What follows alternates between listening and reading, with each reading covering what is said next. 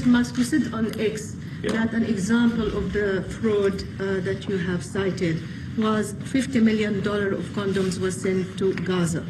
But after fact-check this, apparently Gaza in Mozambique, and the program was to protect them against HIV. You know, we will make mistakes, but we'll act quickly to correct any mistakes.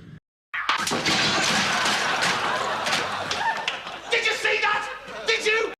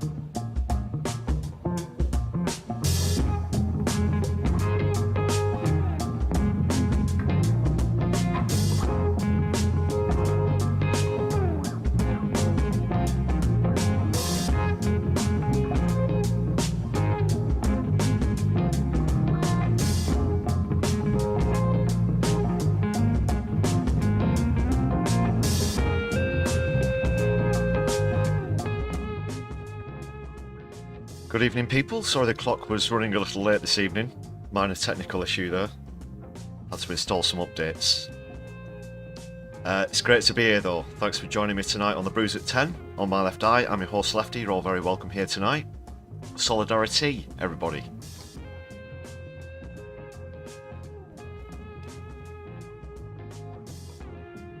This is a channel that's all about politics and society from a left-wing point of view, perspective, lens, whatever you'd call it.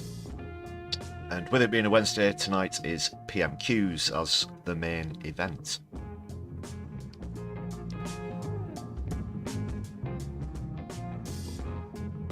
So this will be a first time reaction and analysis from the goings on in the House of Commons. I've not seen it myself yet.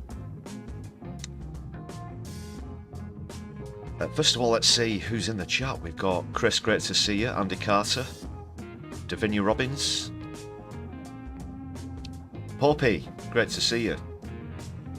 The Truth, thanks for joining us on the membership program as well there, Poppy. Great to have you on board on the Brew Crew. Solidari-Tea for that support as well. Super Tiny and Graham Turner, great to see you also. Jacqueline, Floor Snake, great to see the chat filling up nicely. How are you all brewing this evening?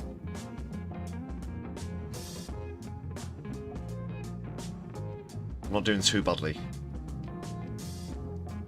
Minor technical issues aside.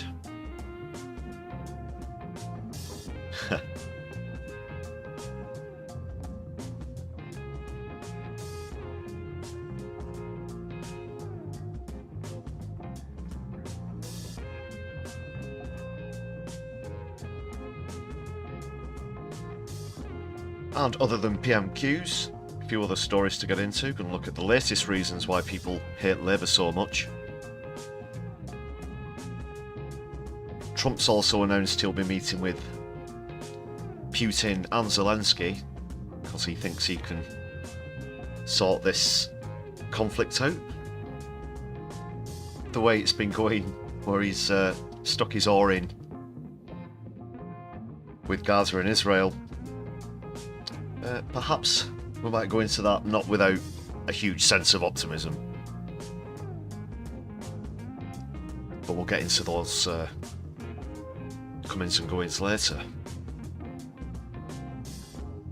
As well as a shocking revelation about an MI5 agent that you might have heard about in the news today.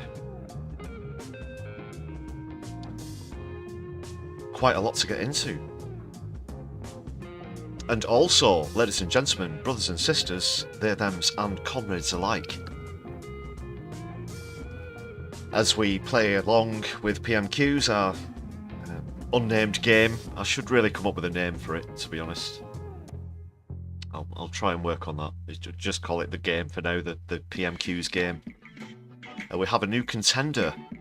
We have a new phrase in the game, which I'll be revealing in the not too distant future. No spoilers for now. But with last week's 5-2 defeat, change had to take a bow, having had its customary 2 attempts without success. On the rare occasion that there's a draw, sometimes we'll let them have a bye, and 2 losses essentially in a row. So we'll see who the new contender is to take on Postman Twat, who we get a visit from every time the word deliver gets mentioned in the House of Commons.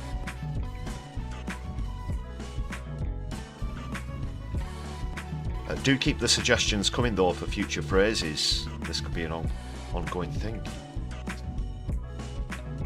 I'm thinking of perhaps starting a little tournament, but more details on that later.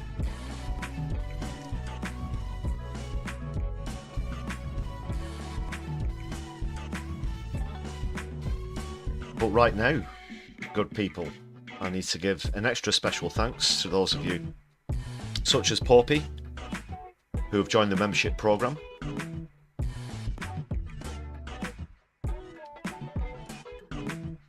This is the updated list. Thanks again to Phil for those donated gifted memberships yesterday. Thanks for your ongoing support.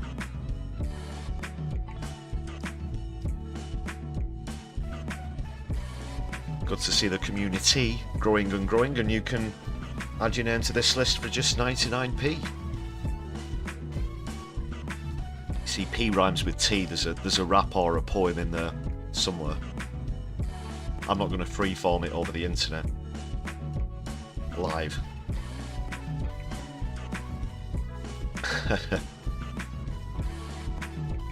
Yeah, thanks to every single one of you. There's lots of perks if you'd like to consider supporting the channel with a membership.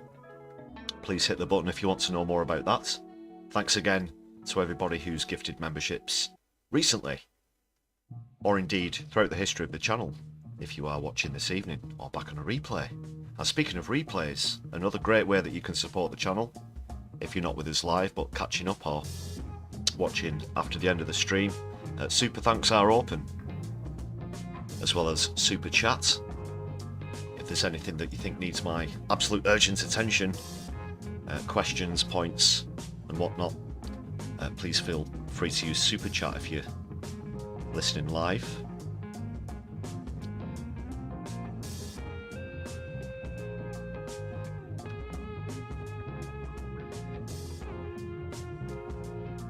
And Andy Carter, thanks a lot for another gifted membership. It's great to see you once again, of course.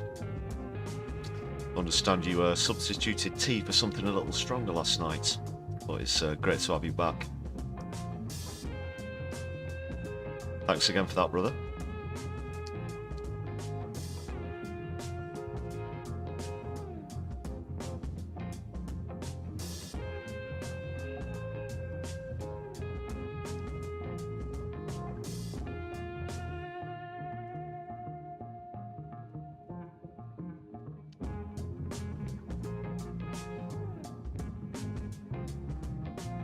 Okay, people, I think I've just about got everything queued up. Get started in a moment. Yes, we don't see the recipients. Well, let's just check. No. Fingers crossed, fingers crossed.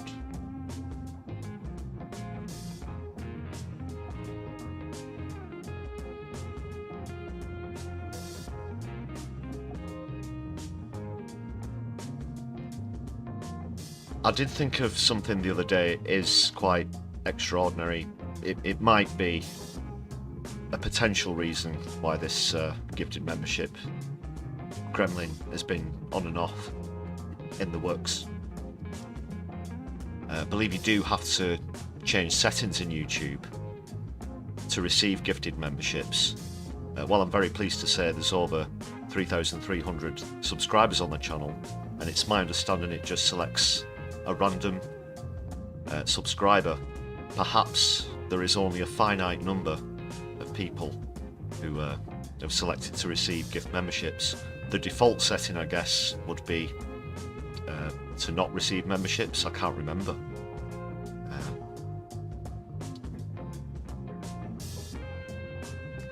I'm trying to recall a time when I've received a gifted membership on other channels, whether I had to change the settings first, but out of that big of a pool of people, I'm not sure how many would have it selected or not. But that's a distracting matter. It looks like the same for you there, Morbius, as well, yeah? Just to explain, if you're not sure what I'm harping on about here, it normally states the recipient of the gifted membership just underneath the green box that you can see there. But in this case, alas not. We didn't have any problems with it last night.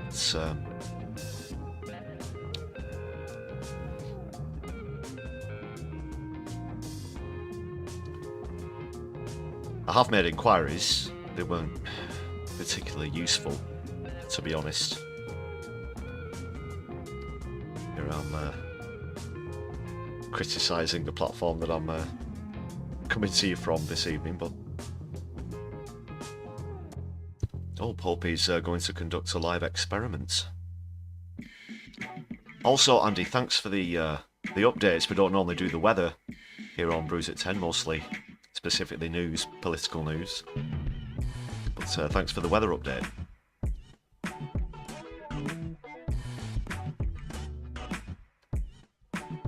Yeah, maybe they've got it in for me. Maybe it's, you know, all this anti-capitalist standing for justice, anti-war, that sort of thing. Maybe they, you know, I'm also an activist, an environmental and political activist. Maybe they've found out. Maybe they've found out.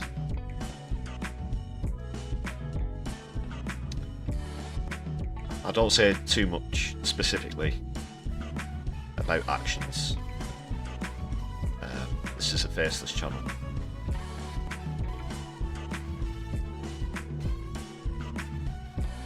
But yeah, maybe that's been noted on the algorithm. David Pope, great to see you in the chat. So what's the experiment? What have you got in mind, Popey?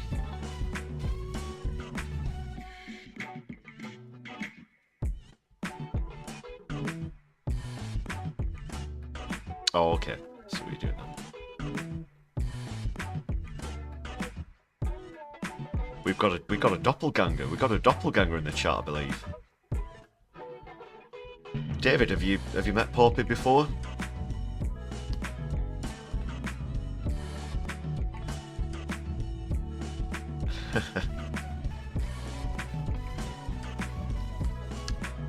Ah.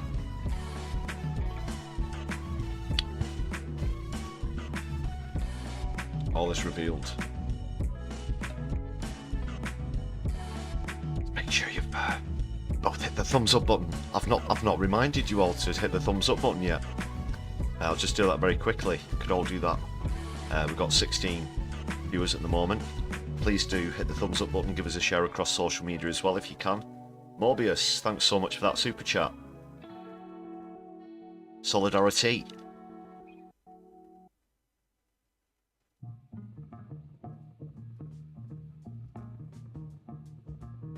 Yeah, I do have a way of checking that super chat's gone through in real time with you now.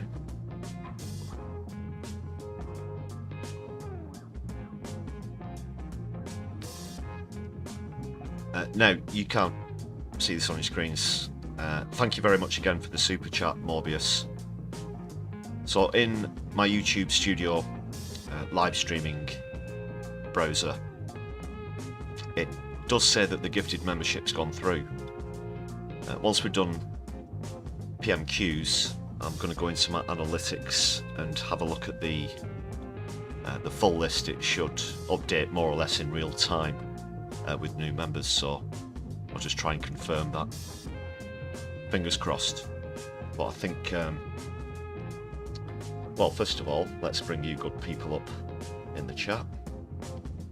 I should have done that much earlier. Apologies, ladies and gentlemen, brothers and sisters, their thems and comrades alike. There you are. And I'm just gonna adjust the logo, just like that.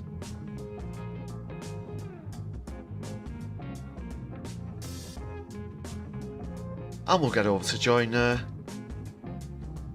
Keith and Kemi at the PMQs. I'm sure it's going to be great. Genuine first time reaction though, of course, as I said, and I'll explain the rules of the game and reveal the new contender in one short moment.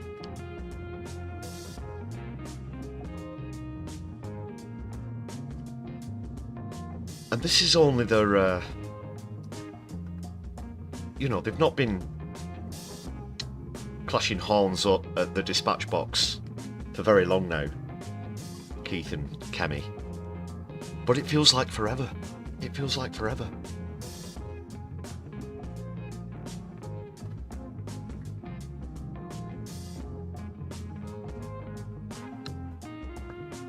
And that's absolutely right, Jacqueline. Yeah, they're competing with each other for who can be the most awful. And we're going to get the latest sample right now.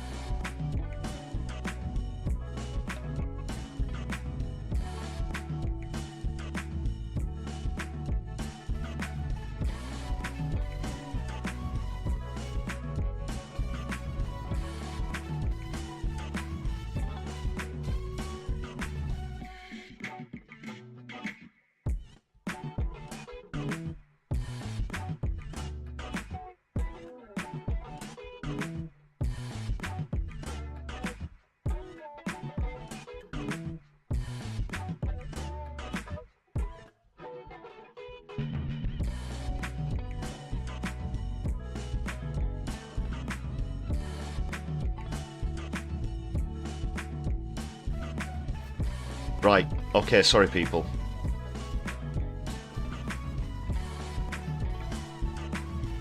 I'm assuming that, yeah, you didn't get a word of that. So, I was introducing Postman Twat for those of you who aren't familiar. So it's deliver versus plan. Plan is going to be the new contender phrase. Apologies for the cut off in the sound there. I don't know what that was about. Is that another... I think it's the broadcasting software. It's nothing to do with YouTube. Anyway, so yeah, every time Keith, it's got to be Keith who says plan.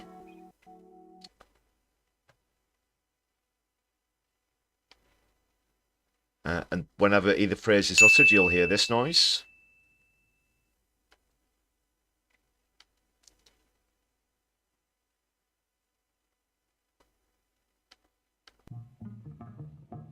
So let's get the scores ready.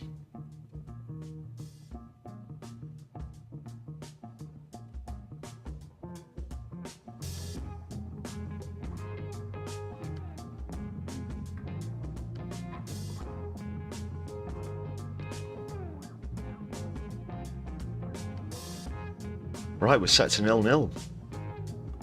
Okay, so anyone can say deliver, but only Keith can say plan. Capis?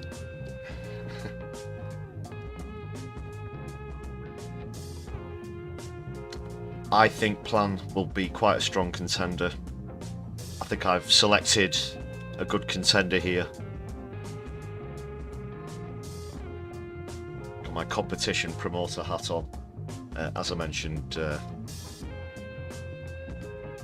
quite a crudely, quickly drawn up logo for plan. Just there again.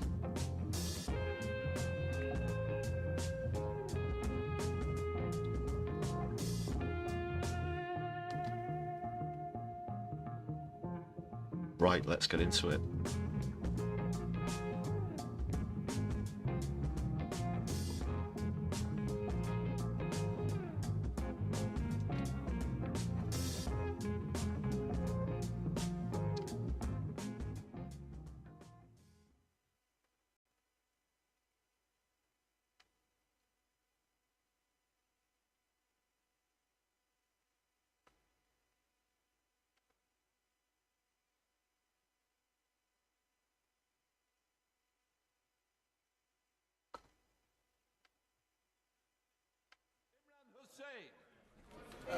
Number one, Mr. Speaker. Prime Minister.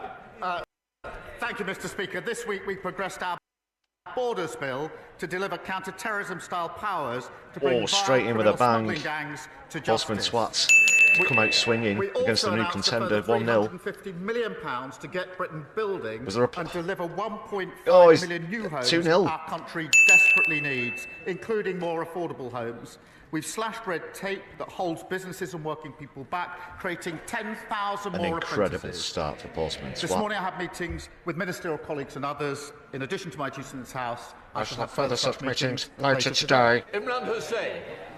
2-0. Thank you, Okay. Mr. Speaker. I was proud to have played my part in helping draft what has now become the Employment Rights Bill.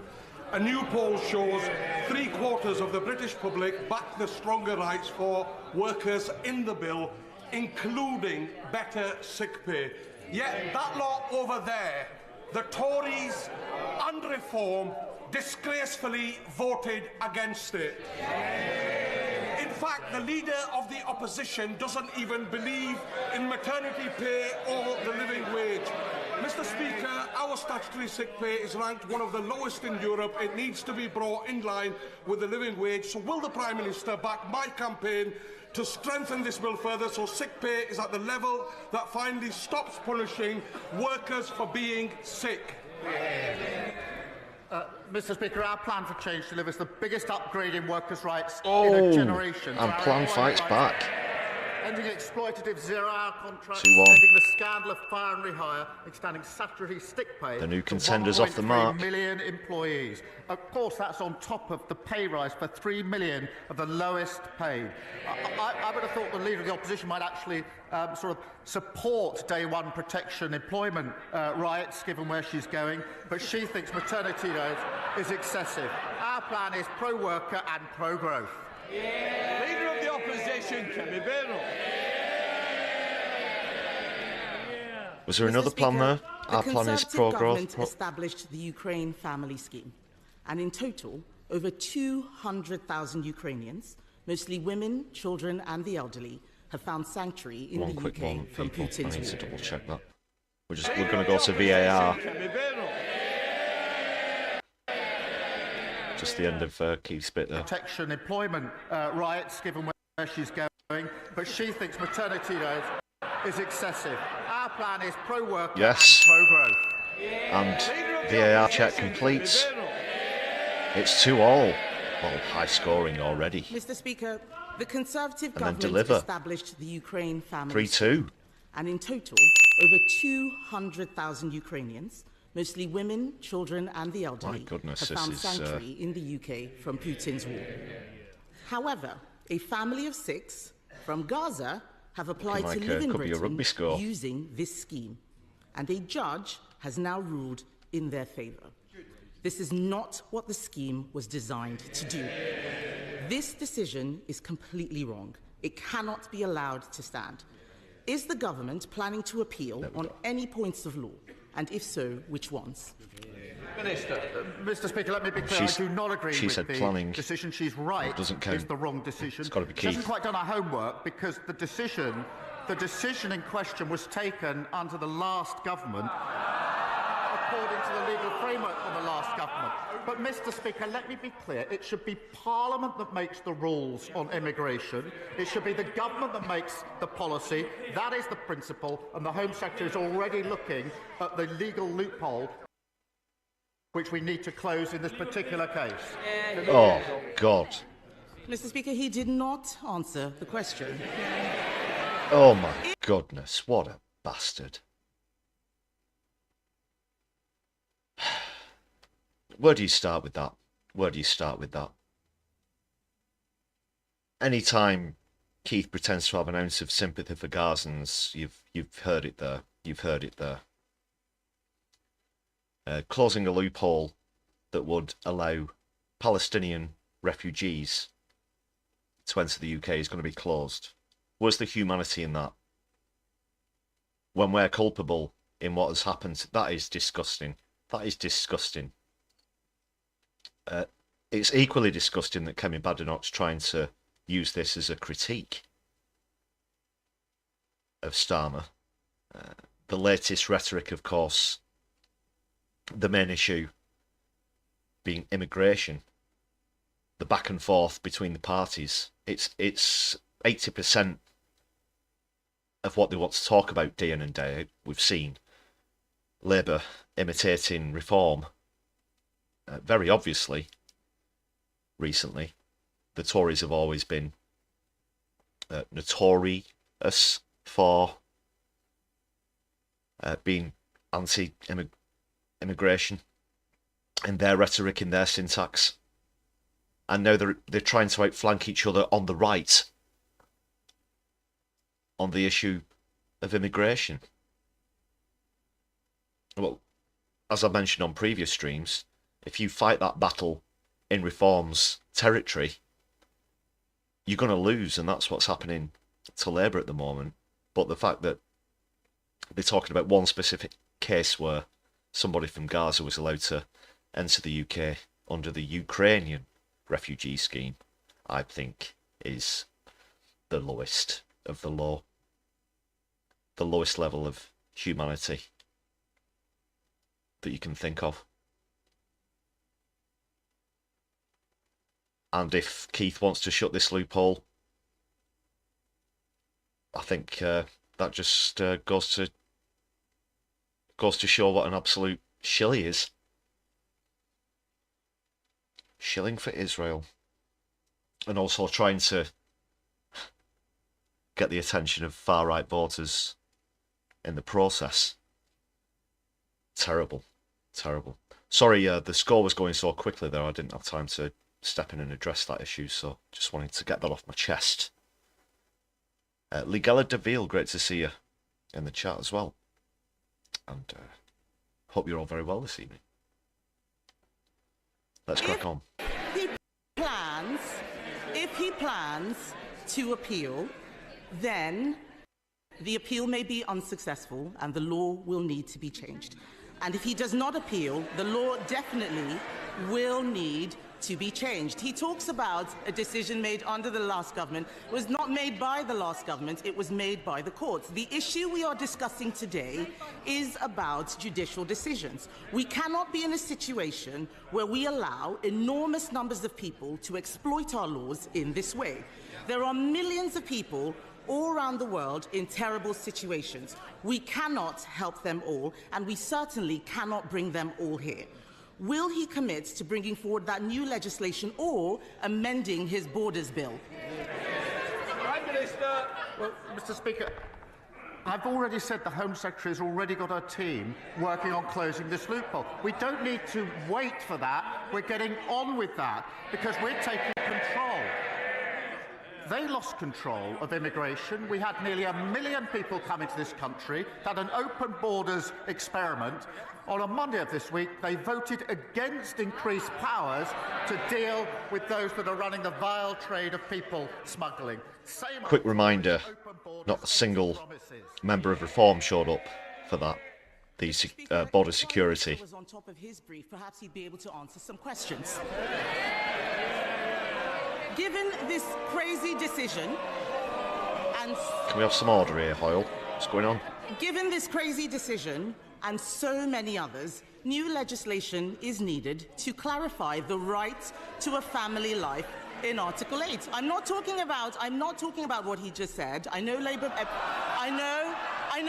MPs don't understand much of what they're saying, but the Prime Minister literally wrote a book on the European Convention on Human Rights.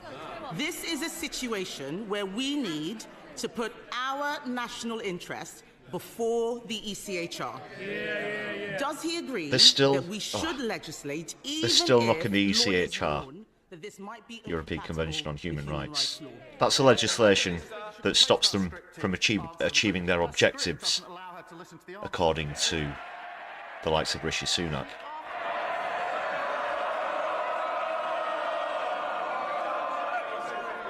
Prime Minister. She asked me if we're going to change the law and close the loophole in question 1. I said yes. She asked me again in question 2, and I said yes. She asked me again in question 3. It's still yes. Mr. Speaker, he didn't listen to question 1. I asked if he would appeal the decision. He did not answer that. He's not listening. He's too busy defending the international human rights law framework. Mr. Speaker, this case has arisen because a Palestinian came to the UK from Gaza in 2000. I just can't believe that all they're arguing about so far is human rights and whether you should let in a family of Gazans who may or may not have been displaced directly by the UK.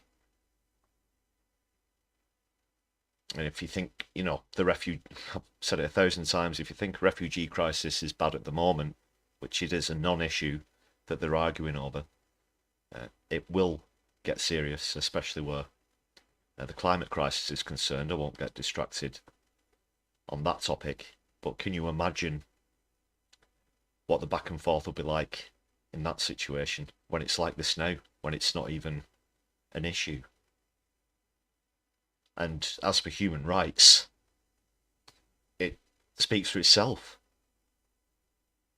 Proudly arguing against human rights, this is the level that we've been subjected to. We're in the gutter. We are in a very, very deep, dank gutter politically.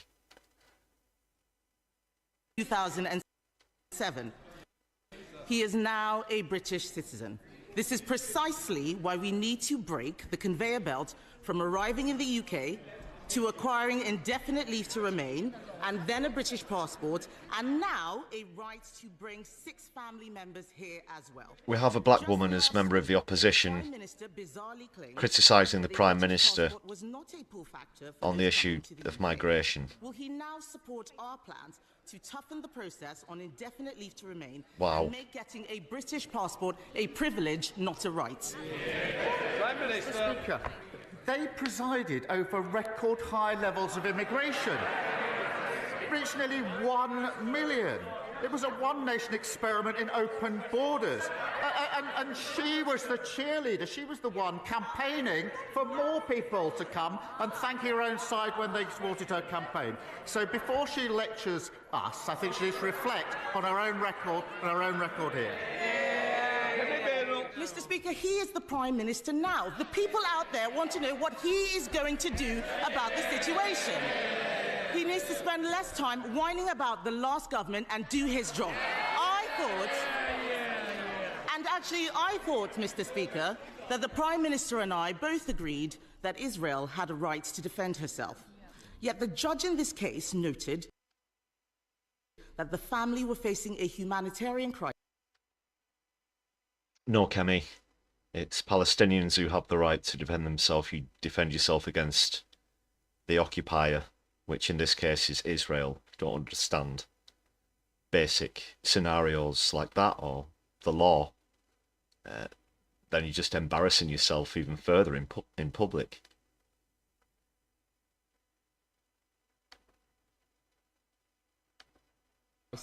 And I quote, as a consequence of the Israeli government's indiscriminate attempts to eliminate Hamas, and government lawyers accepted this.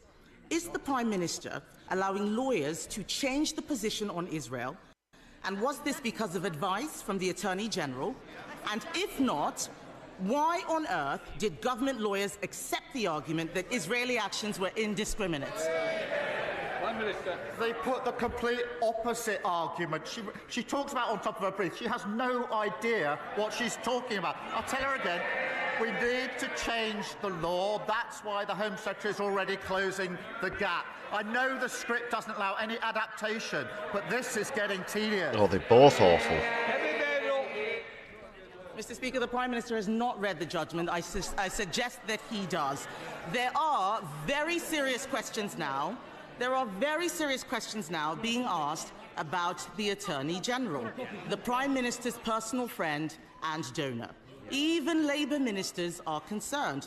One Labour peer, Lord Glassman, has called him the absolute archetype of an arrogant progressive fool. If we are serious about protecting our borders, we need to make sure we appoint people who believe in our country and everything we stand for. It is not clear the Attorney General does. The government is now recruiting... Not sure what... Obviously, it's pure garbage right-wing rhetoric. Believe in our country, whatever the bloody hell that's supposed to mean. And what we stand for, well, according to what you've just been describing, we stand against human rights. We stand against empathetically allowing people who we've directly or indirectly displaced refuge and sanctuary in the United Kingdom. That's not what I want my country to stand for.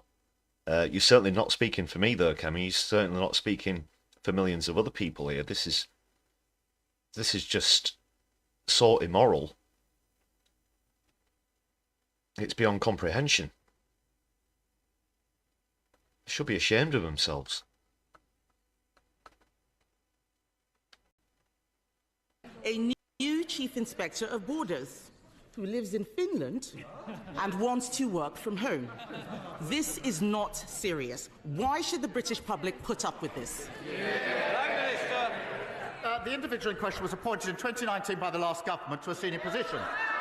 He then worked for 5 years from Finland. We've changed that, and he's now going to be working from the United Kingdom full-time. Finland under them.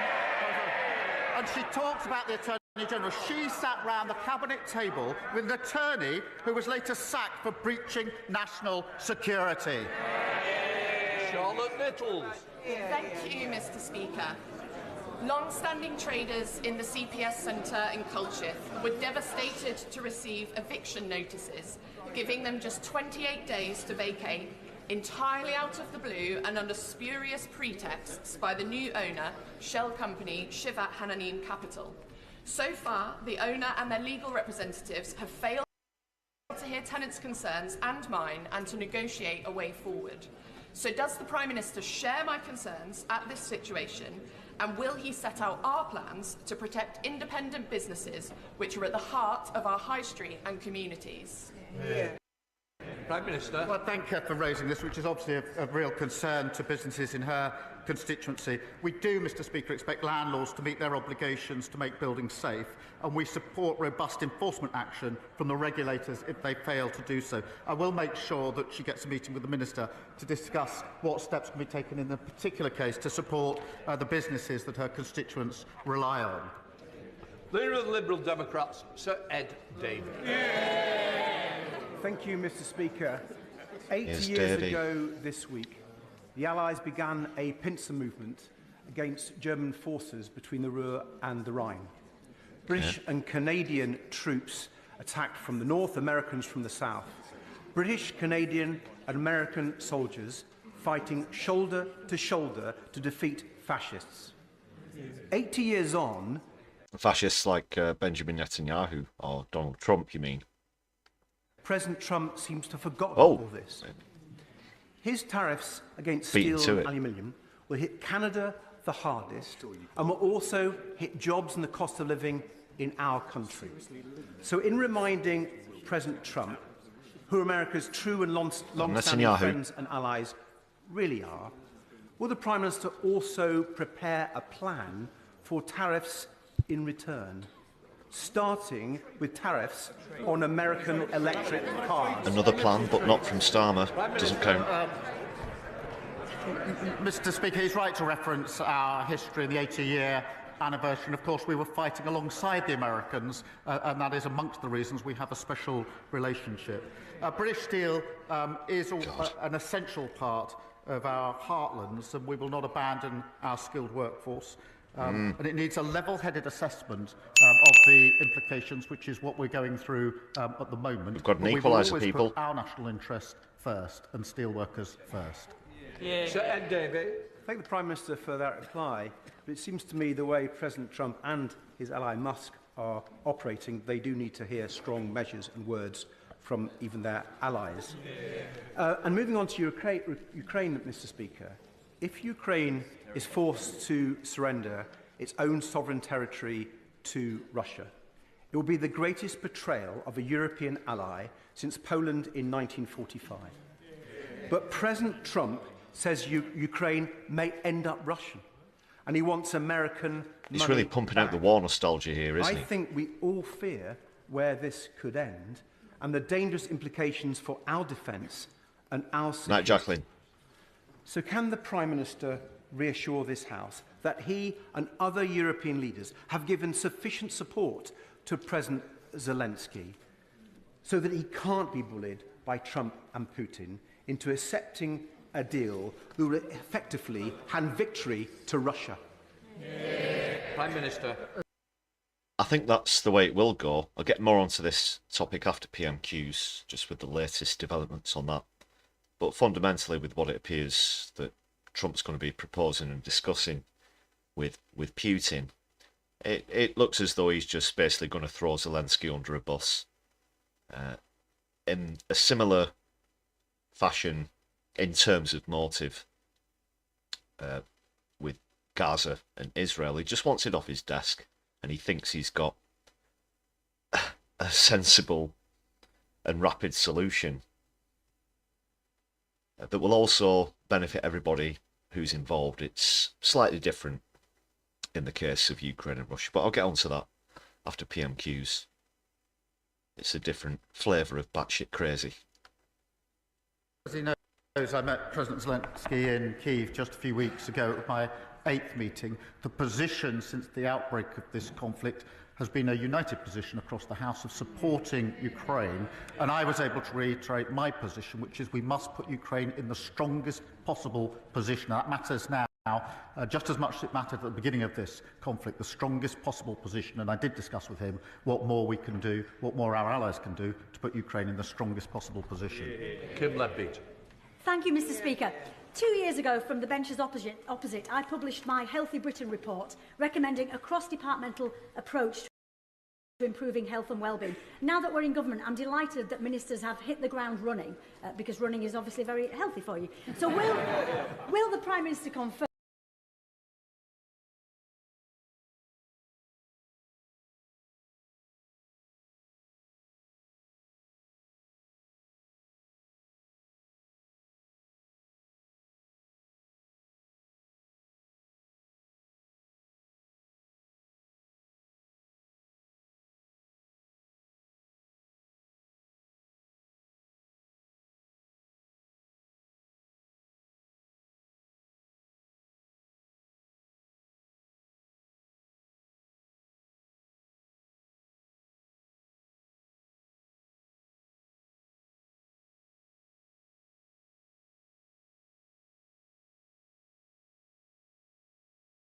Right, we're back.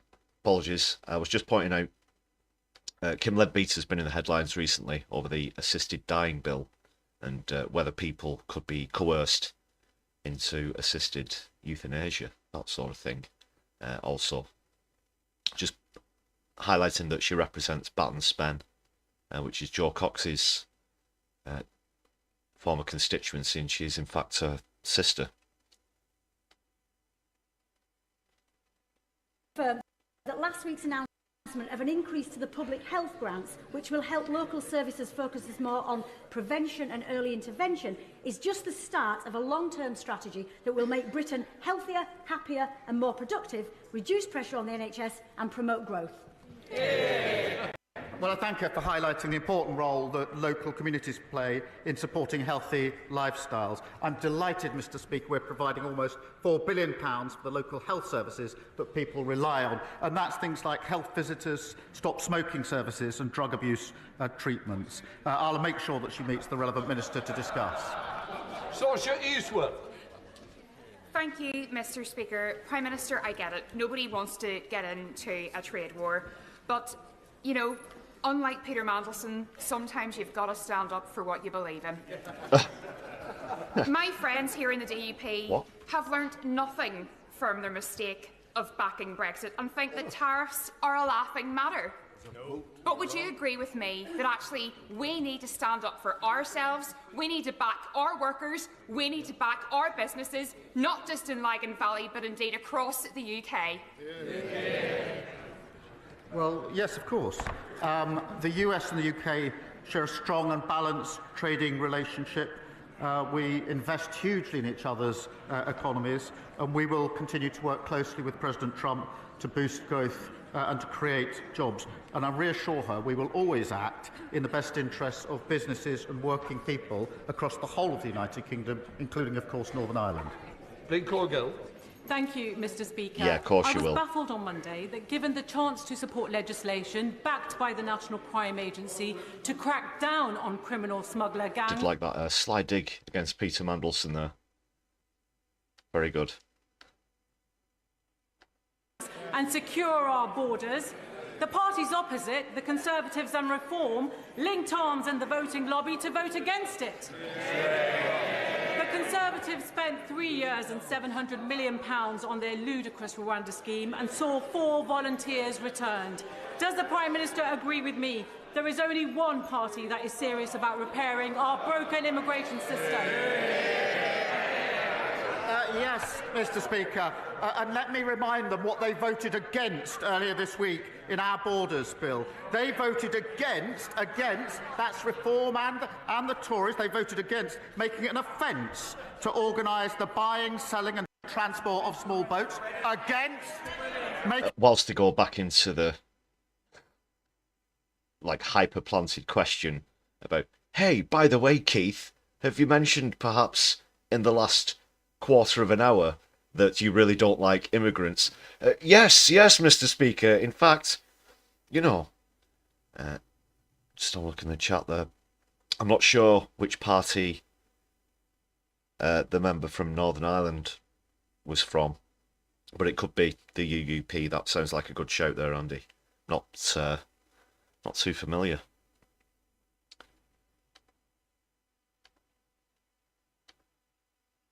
Making an offence to endanger lives at sea, against, and powers to arrest suspected people smugglers before the smuggling takes place. They voted against. They voted for open borders. Both They've rehearsed that, haven't they? The against thing, haven't they? I bet they rehearsed Thank you, it. Mr. Speaker. Last week, the Prime Minister gave yet another threadbare excuse for why he and his North London lawyer friends are giving away the Chagos Islands.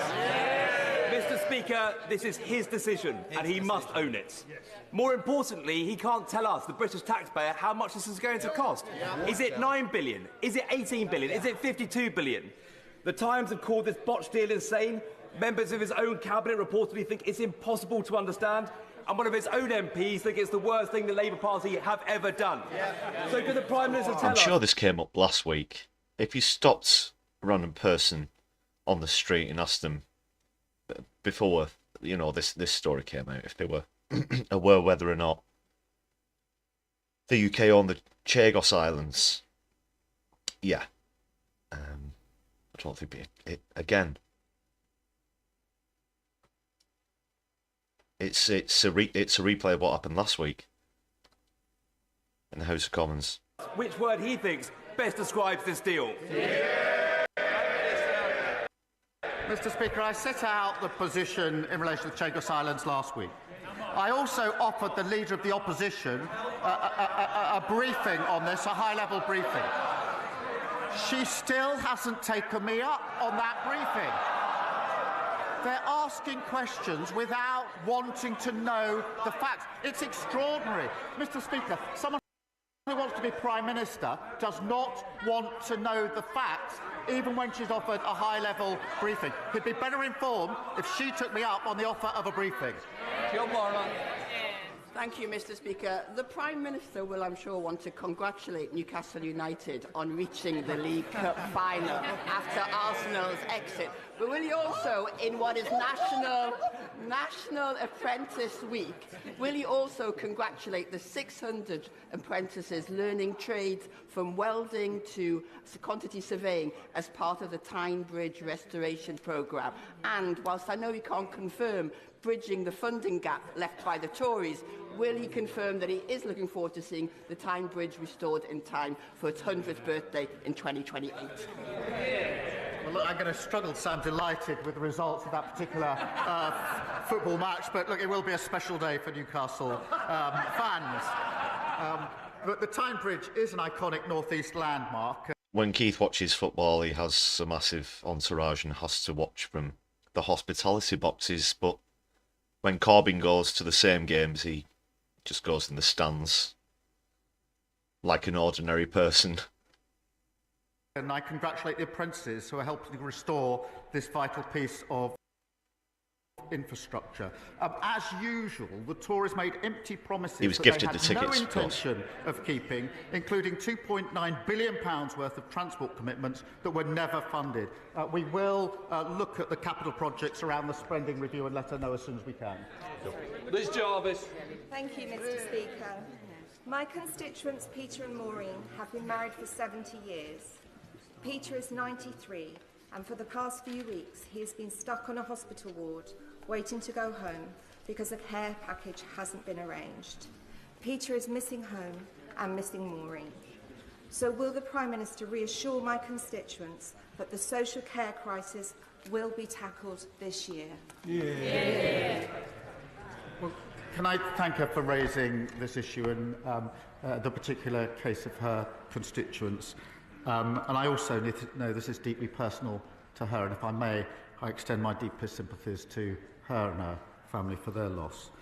We have taken immediate action on social care, already delivered £3.7 billion of additional investment, working on the first ever fair pay agreement for the sector and, of course, boosting the carers allowance. I invite her and everybody to work with the House. The champ on the is back in the lead. that we need. Thank you. Julie Mims. Thank you, Mr Speaker. James Rennie is an outstanding specialist school in the heart of my Carlisle constituency. Having converted every spare corner into classrooms, exceeded its published admissions numbers, and already having 43 applications known for this September, it is literally bursting at the seams. It cannot expand any further, and what is clearly needed is a new specialist school for North Cumbria. What assurances can the Prime Minister give my constituents that his government will put children before ideology and allow local authorities to tackle the shortage in SEND provision? Well, I thank you for raising this vital issue. It's not the first time it's come up. We are supporting mainstream schools to increase SEND expertise whilst also establishing dedicated SEN units.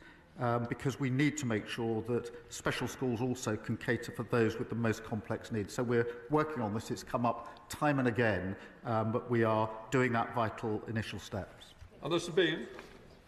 Thank you, Mr Speaker. Dorothy House is an amazing hospice that supports terminally ill people in Frumeney, Somerset and their families, including my good friend Lisa.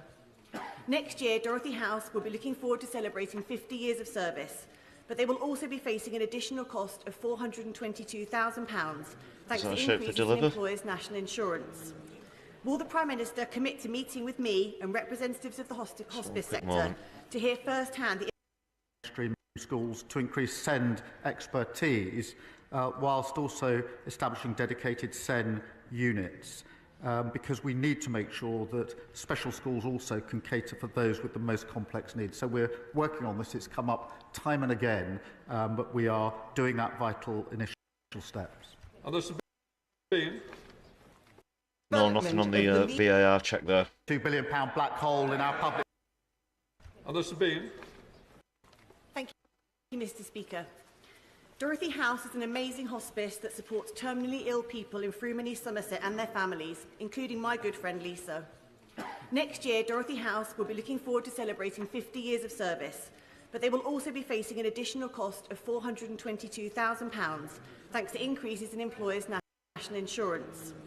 Will the Prime Minister commit to meeting with me and representatives of the hospice sector to hear first-hand the impact of NICs and to work with them to find a solution? Prime Minister.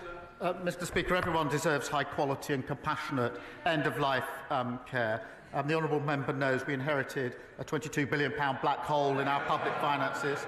That's why we took the difficult but right decisions to invest in... It's a shout for a former contender there, the black hole. We used to keep count of, but not this week. Our public services. I do recognise the pressure that hospices are facing, and that's why we invested £100 million into hospitals, with an additional £26 million to support children and young people's hospices. And I will make sure she gets a meeting with the relevant minister. John Hodge. Thank you, Mr Speaker. A significant part of the dreadful legacy left by the previous Conservative government is a chronic underfunding of transport infrastructure, especially in the North East, as we've just heard from my honourable friend. So does the Prime Minister agree with me and the North East Mayor Kim McGuinness that redevelopment of the Leamside line, the disused Leamside line, that would reconnect Gateshead with North Durham North, and increasing the capacity on the East Coast Main Line would help bring the metro to Washington in my constituency, and would bring much needed jobs, growth and opportunities to my region? Well, I thank her, and both she and the North East Mayor are dedicated campaigners on this issue. The party opposite left us a host of unfunded... Yeah, there's been a couple of questions from the North East. That's your MP, is it, Davinia? Asking the questions there. Promises. Liz Swiss. Public transport is in dire condition. Expanding the metro network has huge potential to drive growth and unlock new housing. I'm pleased that progress is being made on the business case. Thank you, Mr Speaker, earlier this week we learned that the Prime Minister's close friend, the Attorney General, has in the past advised Caribbean nations on seeking trillions of pounds in reparations. He's been a key player in the surrender of the Chagos Islands and the related fiasco there, which will cost the taxpayers up to £18 billion, and has even advised Jerry Adams, who is standing in line to get compensation from the British government in Northern Ireland legacy payments, the quantum of which could cost up to £2.7 billion. Given the Attorney General's track record, does the Prime Minister have faith in his motives, and does he have confidence that his best friend represents good value for the British taxpayer? Mr. Speaker, we've long had the principle that everybody's entitled to legal representation in this country. That means that lawyers don't necessarily agree with their client. Now, the Conservative Party used to believe in that principle. If they now disagree with that principle, British taxpayer. Mr. Speaker, we've long had the principle that everybody's entitled to legal representation in this country. That means that lawyers don't necessarily agree with their client. Now, the Conservative Party used to believe in that principle.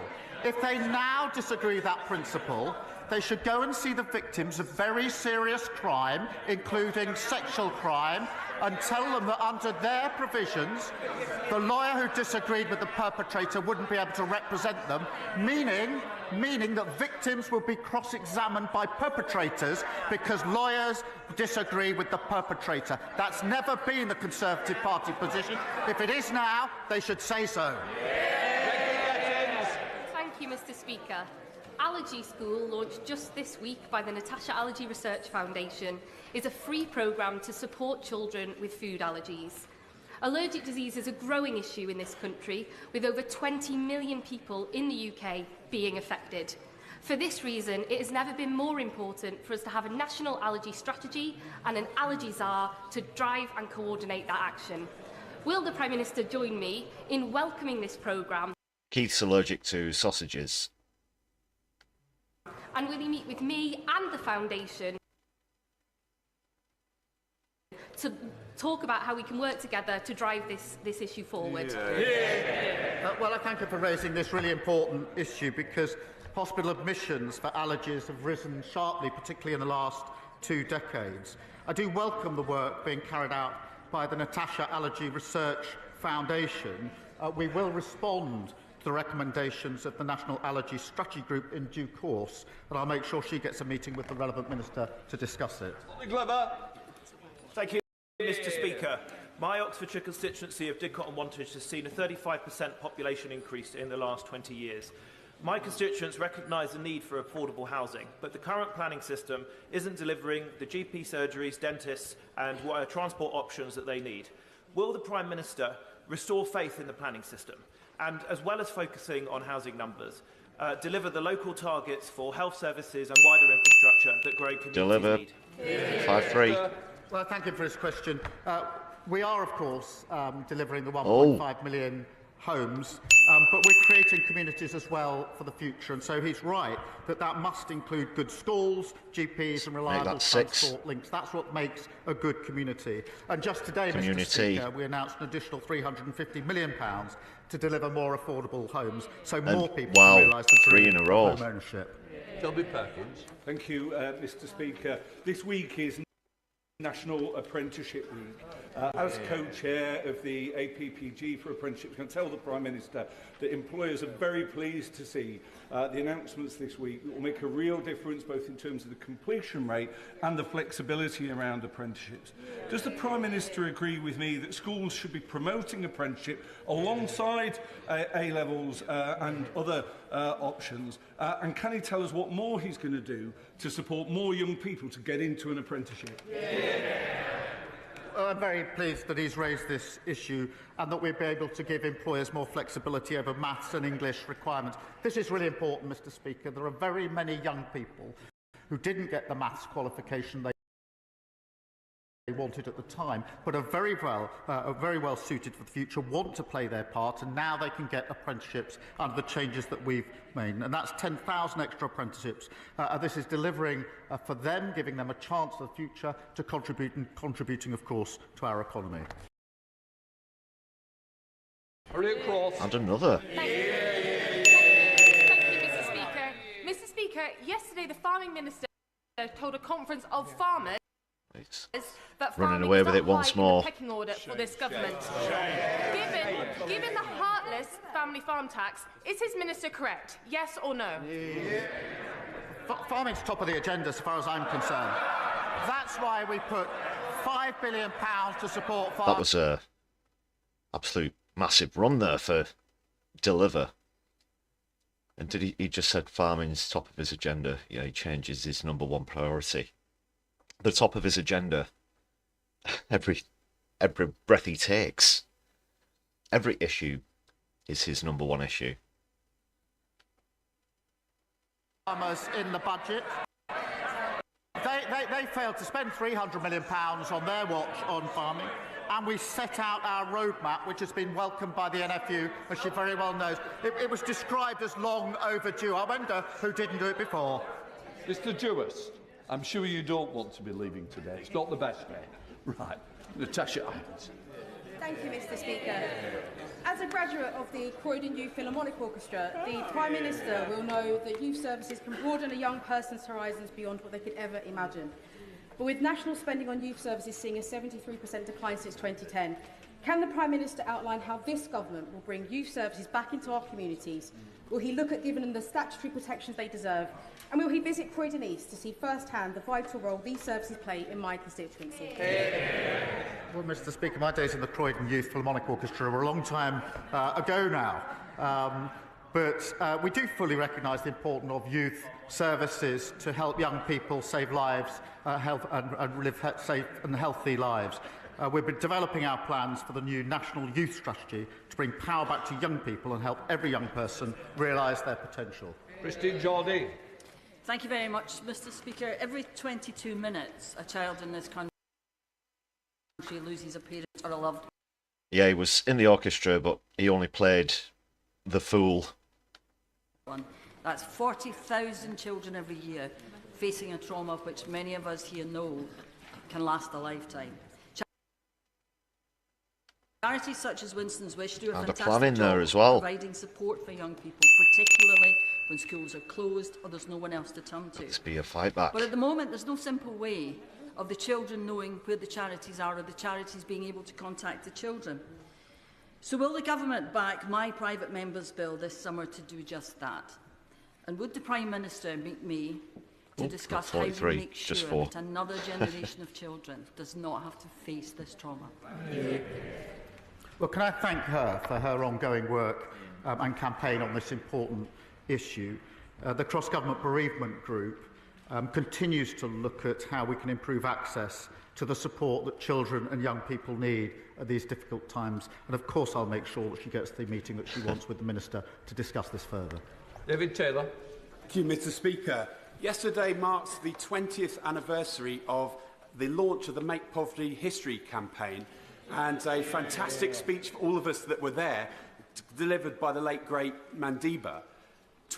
That campaign inspired a generation of campaigners and a great Labour government to deliver unprecedented action to tackle global poverty, lifting millions out of poverty. Will the Prime Minister join me in paying tribute to some of those campaigners and commit to doing all he can to ensure that Britain is playing its full part in helping eradicate global poverty today?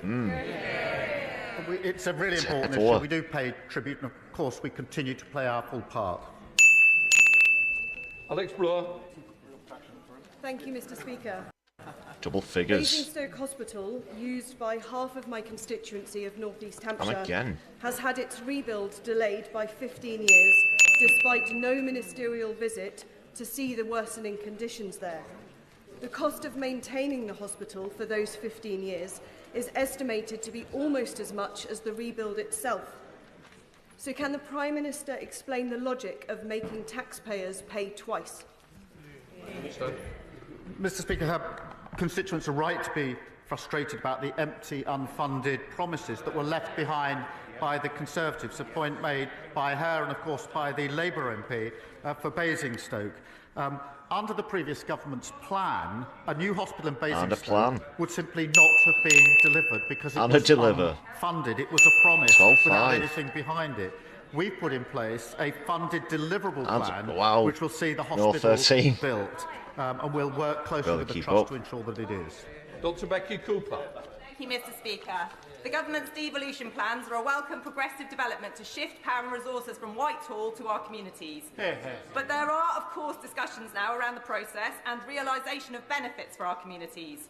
So can the Prime Minister assure my residents in Worthing West, and indeed all constituencies starting priority devolution programmes, that Sussex devolution will give us meaningful control over our local priorities, including housing, transport and social care?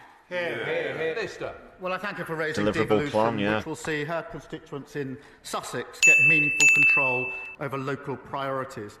The devolution priority programme, Mr. Speaker, will see a wave of mayors elected next year, including in Sussex, and I believe that those with skin in the game make the best decisions. They're coming in about thick their and fast here, folks. Final question, Andrew Mitchell.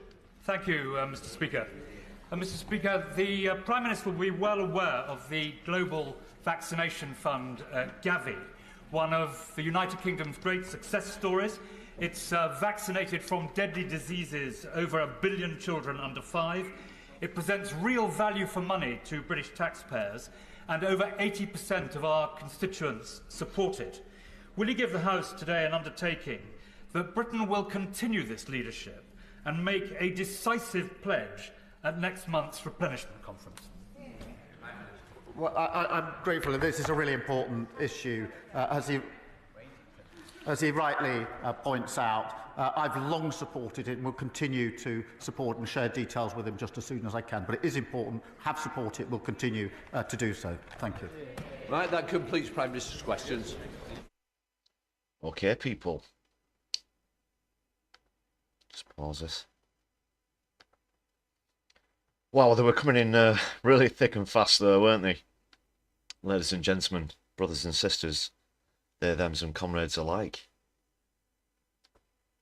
What a debut. But not enough for the new contender. A decent score of 6 for the first time out, but Postman Swap was on absolute fire there. And well, what a shit show that was in the House of Commons. Really. Fighting each other over who dislikes immigrants the most took up the bulk of it.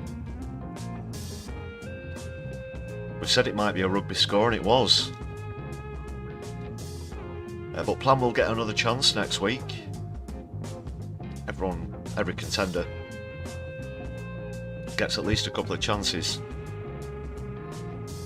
And with PMQs here on my left eye, what did you make of that, people? Do you have confidence in our leaders in the opposition? Atrociously low quality throughout.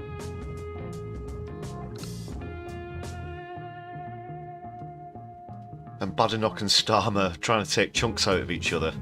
Nobody likes either of them.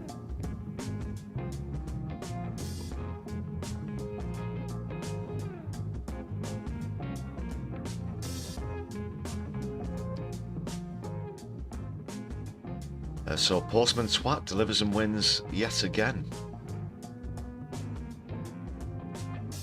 Take a bow. There he is. There's today's winner.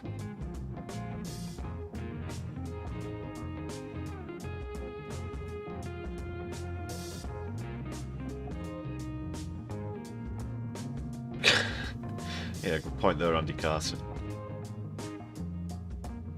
You probably would have to piss in a bottle if you work for Amazon. That is a thing. That's a notorious thing. I've heard some stories I can tell you. He does look like Keith, yeah, I can't believe it. I didn't have to adjust the face at all. What else was in there? Of course, they keep bringing up the Chagos Islands, like I said. I think the Tories are trying to turn the issue into the new Falklands. Something which it isn't.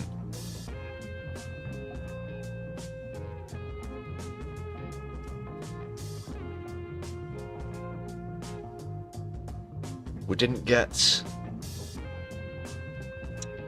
any Stephen Flynn this time around, which you normally get at PMQs. That was a shame to miss out on a good bit of Stephen Flynn. Nothing particularly challenging in terms of confrontational towards Keith. It was either just bullshit or softball, pretty much.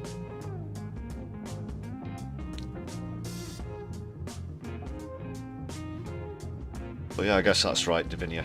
Fortunately, no Farage or Tice. Well, then the three other MPs that they've got didn't even bother to show up for the the border security bill. And they're supposed to have the strongest opinions about migration into the UK. It's almost like they're more interested in the second or third jobs. Or they're too busy trying to get the nose down Donald Trump's trousers without much success. And he wasn't allowed into the inauguration proper, was he? One particular news reporter was taking the mick out of Farage for that. He tried to lap it off and said, "Oh, you know, but there's so many senators," and it's just like he's been going around the place saying, "Hey, you know, we're best friends. Oh, my phone's going off. That'll be Donald again," and then he probably gets his mate to bring him up at a specific time and answers and pretends to have a conversation with Donald Trump. You won't put it past him. Or, for example, just look at what 30p Lee, the Neanderthal, did with one of his friends in that setup when he was still a Tory.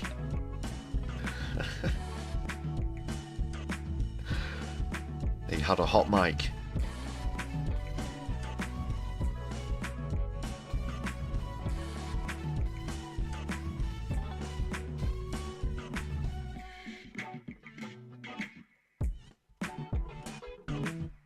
Yeah, good point, Graham. Labour and the Tories are doing reforms work for them. Almost. They're not literally doing it, but trying to legitimise the argument of migration. Of course, we know migration is essential for the UK in so many ways, and to try and depict and paint anybody who, often through no other choice, has to come here as a criminal or a danger to the society, when we all know proportionately that's far from the case. And it looks like reform are going to reap the rewards. That's the way the polls are suggesting, and I do have another poll lined up to go into following PMQs, because now we're going to get into why everybody hates Labour so much. This is pretty unprecedented, and we've had bad governments, of course, before. Just back through the 14 years of Tories. But I think in this case, it's how sharply and suddenly people have been disappointed and realise that they've been duped. That is where people who voted for Labour are concerned. And there are even some other political YouTubers who I do follow. I won't name any names, I'm not getting into any sort of... it's a minor criticism. I do like their content, but I was just kind of shocked.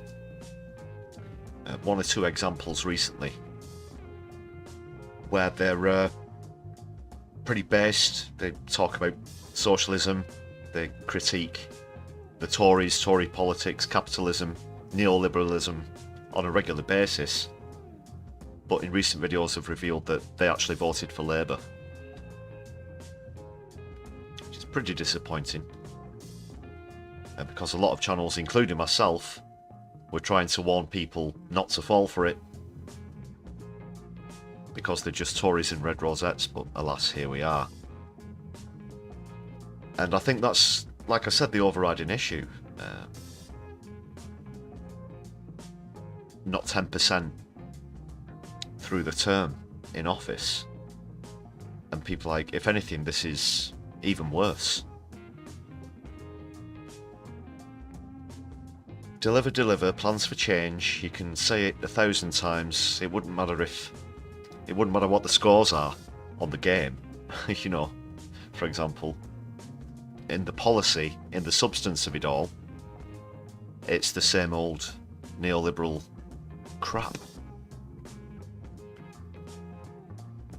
that I'm sure a lot of people who are listening, watching this evening, have had to live through their entire lives. Born into Thatcherism, whether it was through Thatcher directly or through her successors, John Major, then Blair, then Brown, then Cameron. I mean, it goes on and on and on. All the way through, including someone who couldn't even beat a lettuce, and now here we are with Keith.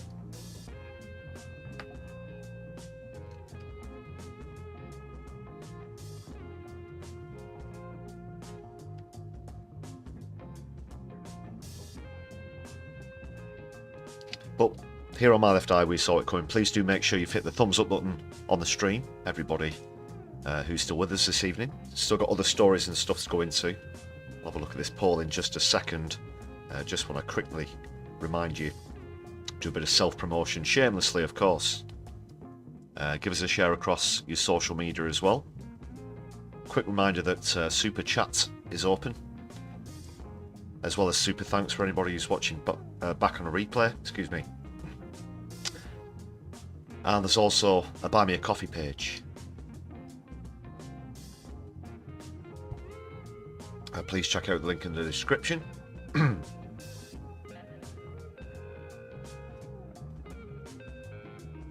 Need to top up my brew myself soon.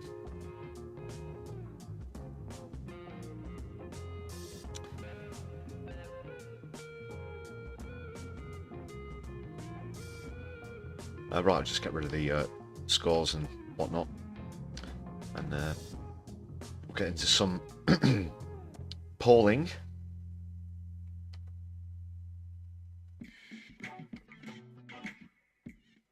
Whoops, not that one. Apologies. Sorry. Lucky. This is... Well, it just goes to back up what I was saying. Even those who voted for Labour know what they're actually about now. That's already happening with Trump in the States, but more about that later. Take a look at this one from Stats for Lefties. We do recommend giving a follow. The question put out on the poll: are the government doing a good or a bad job?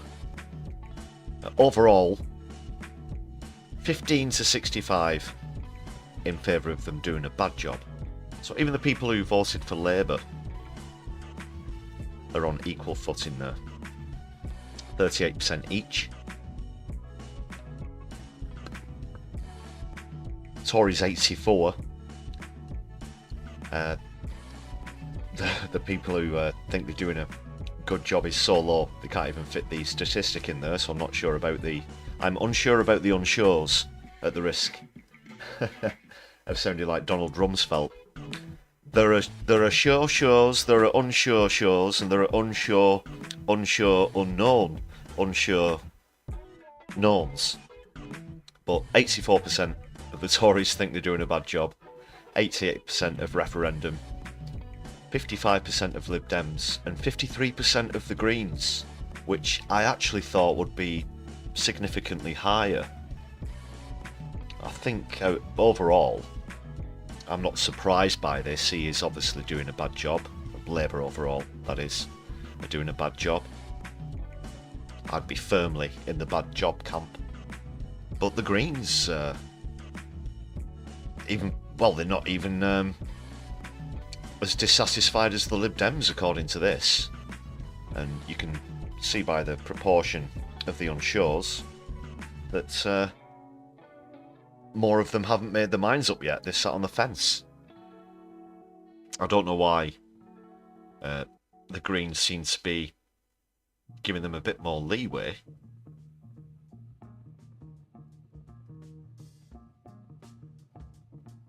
Referendum are going to say that anyway because they're sort of, you know, anti-state, small state. Of course, the far right are always small state, so they'll criticise the government just for existing in the first place.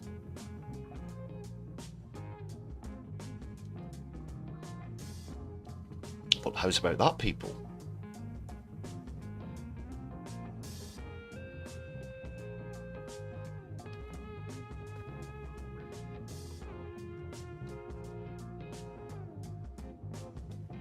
And I'll have to have a bit of a think about that one, why it's only 53% for the Greens.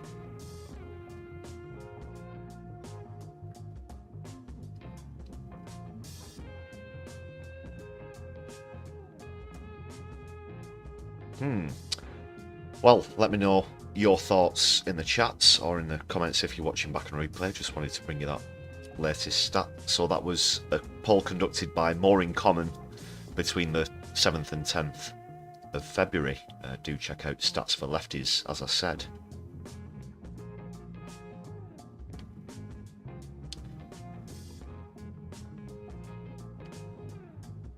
And I'm not sure this is a sentence I ever thought I'd be saying on the Brews at 10, or indeed on My Left Eye in general. But one of the next things I want to talk about is condoms. Yes, people, condoms. More on that in a moment.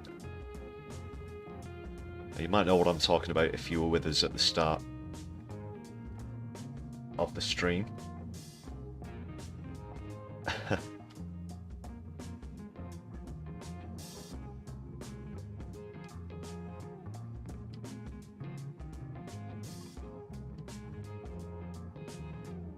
Yeah, let's dive into condoms. Not like that, people. Not like that. You filthy-minded folk.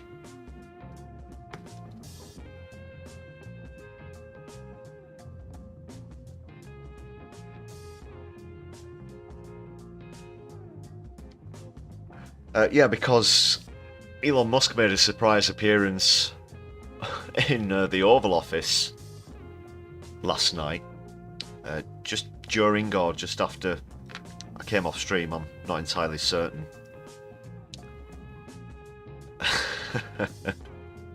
No, Clive, I'm not announcing the launch of a new range of leftist condoms. You can make your own puns up for that. I'm just going to stick with the tea and ocular puns for now.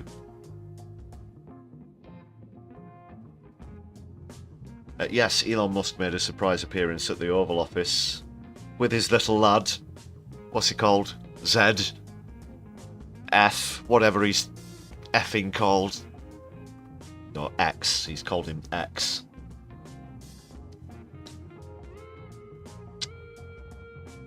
Very good of him to name one of his offspring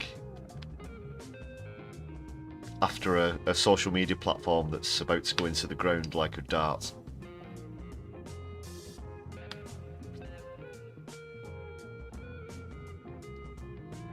And if one day he gets married and divorced, just imagine what you could do there, or rather what his divorced partner would say. Yeah, this is my ex. Anyway, he's probably right for all of that. Probably gets a few digs. Anyway, as it is, got all that to look forward to in the future. Bloody hell. So, probably just let himself in at this point, because Trump's probably just, yeah, have the keys, yeah, you can have access to any servers that you want, Elon, including all the people's social security data. I, can't see any conflict of interest there, any form of corruption potentially coming from that. Because you are in fact an unelected position who's fronting up a department that isn't actually a government department. Department of Government Expenditure. Doge. Which is as dumb as it sounds. Doge. So ridiculous. It's like the more you say it, the more ridiculous it sounds, doesn't it? Doge. It sounds like an obscure colour on the Dulux paint chart, and not exactly sure. It's probably an off shade of brown. Probably an off shade of brown. It'll be the exact same colour as batshit. That's what it'll be. That's what Doge is. That's what it sounds like it is anyway.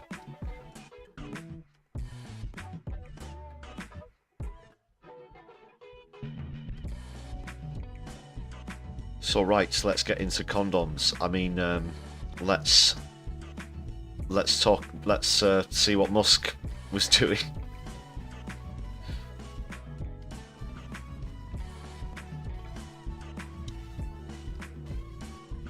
Got the BBC Verify video there that I'm going to go through. First of all, I'll just quickly explain. Apologies, I'm struggling to do this section with a straight face. Doge Guano. Very good, Clive. Not related to Doja Cat as far as I know, Mobius.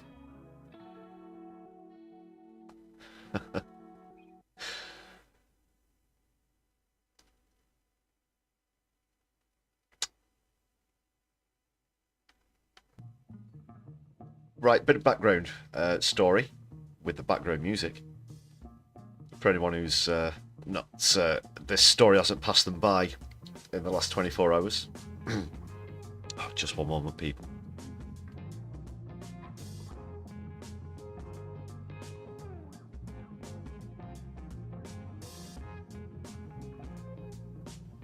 During this sort of news conference thing at the Oval Office, Musk, this is how good he is in terms of practicality.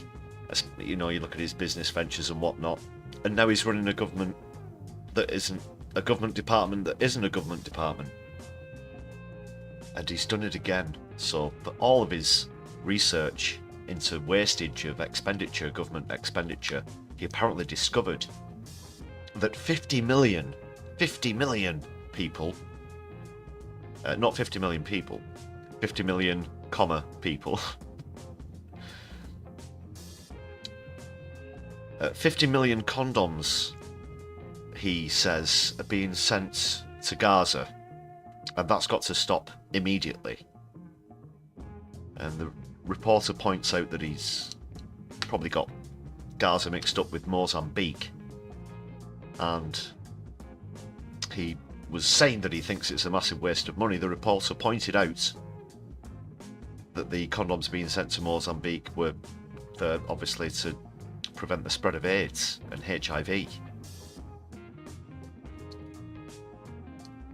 which put him in a pretty awkward spot. So let's see what's happening. I've got the full BBC verification clip lined up.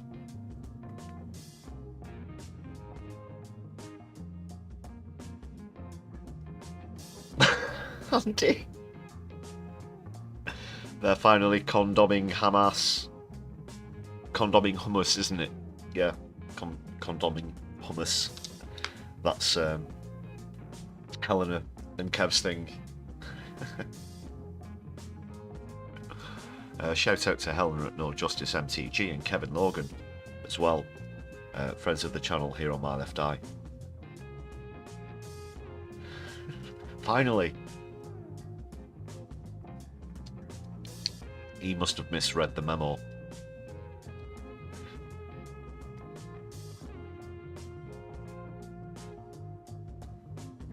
Okay, let's have a look at this BBC verification video. It's pretty atypical.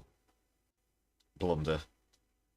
Well, more now on the news that US President Donald Trump has signed an executive order for the specially appointed Department of Government Efficiency, also known as DOGE, to downsize the federal workforce. Now, the president claims that there's been bribery and fraud involving billions of dollars in government spending. And the tech billionaire Elon Musk joined the president at the Oval Office as he signed that executive order. Mr. Musk said that the department has been transparent with its handling of federal agencies. And just very quickly, have you ever seen the like? He just strolls in there. Trump actually looks like he doesn't know what to do, because that is probably the situation. And he's got his kid on his shoulders, and this is going out live. He knows this is being filmed, and they say you should never work with children or animals during live television. And alas, they had done so last night. And there was one incident that's not in this clip that I'm going to bring up after we go through this verification video. But have you ever seen anything like that? And have you ever seen anything like that shade of orange that Trump is adorning currently? It's not even orange. It's turning Doge. Well, we can talk now to BBC Verify's Jake Horton. Jake, this has been hugely controversial in the United States. Just talk us through the issues. So in the Oval Office last night, alongside President Trump, Elon Musk made a series of claims. One of these was about US foreign aid, and in particular, condoms being sent to Gaza. This is what he said. Mr. Musk, you said on X that an example of the fraud that you have cited was $50 million of condoms was sent to Gaza.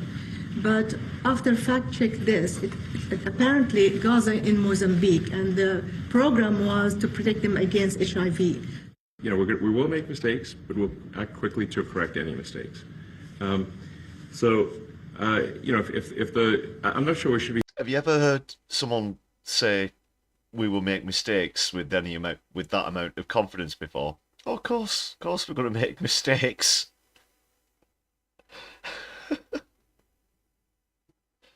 Meanwhile, Trump is the ultimate optimist, of course. That contradicts his usual line of responding to questions. It's great, you know, without a sense of reality, like he was doing over Israel and Gaza, which we discussed on yesterday's live stream.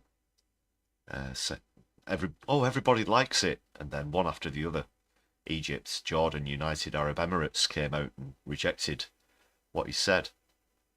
And this time around, Musk goes the complete opposite way. Says, "Oh yeah, we're going to make mistakes. That's what he's here for. That's what he's getting paid for." Sending $50 million worth of condoms to anywhere. If it went to Mozambique instead of Gaza, I'm like, okay, that's not as bad, but still, you know, why are we doing that? So after that clip, Elon Musk took to X, his own platform, and doubled down, saying $50 million of condoms is a lot of condoms. But there's no evidence that condoms were sent in recent years to either Gaza in the Middle East or Gaza in Mozambique. That's a province in Mozambique, the African country. There have been aid programs by the US in both of those places, but we spoke to the agencies involved in both of those programs. They both told us that no money given to them was used to procure or distribute condoms in either the Middle East, in Gaza, or in the province of Gaza in Mozambique. And they said they were also not aware of any future commitments to do so. So, like I said, there's no evidence of that. The initial claim, which the reporter there alluded to, was made by the White House and President Trump about a week ago. And they initially said they stopped $50 million of condoms being sent to Gaza. And people were quick to point out that perhaps they got confused with Gaza in Mozambique, because on a government website there was a commitment to send about $80 million to that province. But that program was for HIV prevention and not for condoms, the aid agency told us. Well, nobody told Elon Musk that there's a province called Gaza in Mozambique. What? Yes, there's a province in Gaza, in Mozambique called Gaza. Yeah.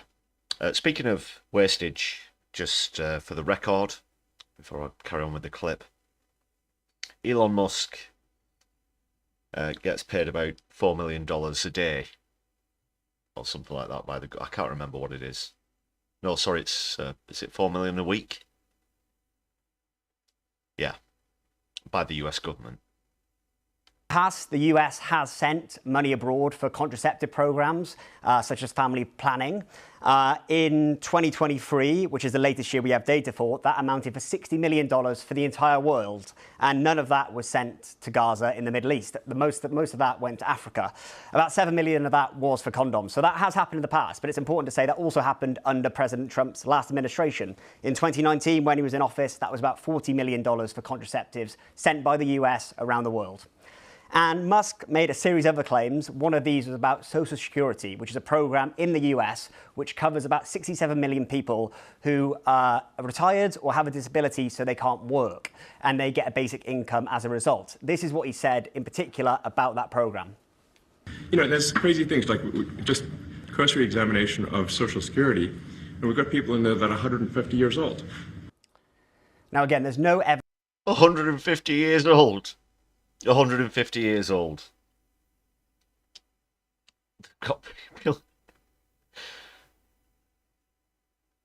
Not sure if he knows what the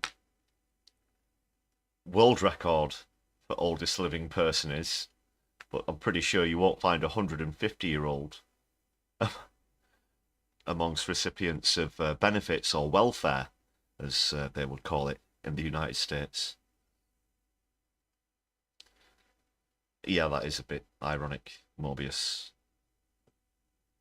where facts are concerned. You nearly got me off on a tangent there, but I won't bite. I won't bite. I'm gonna stick with this. And it wasn't challenged last night. It doesn't get challenged on live TV by the reporters. It does take these news segments to filter through it. That you can just stand there and say that there are 150-year-old people who are claiming welfare, and that's why we've got to cut it. Evidence for the specific claim Musk is making there about people being 150 years old being on the rolls of Social Security. And we looked for such evidence and we haven't been able to find any yet. We're still looking and we'll report if we find any. There is evidence. There's a report saying that there are about 19 million people on Social Security files in the US who are about 100 years old or older. Obviously, you'll have centenarians there, but nowhere near as high as 150. Is that the world record? 122? I do remember a news story recently, and it was either that the oldest living person had passed away, or that they had broken the previous world record. But I can't remember the number. It certainly wasn't 150. How does he expect people to buy this crap?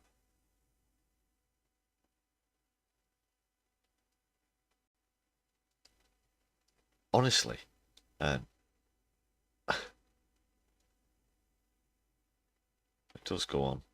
What else have we got? I think that's all I'm going to watch of this that BBC vid. Oh my God.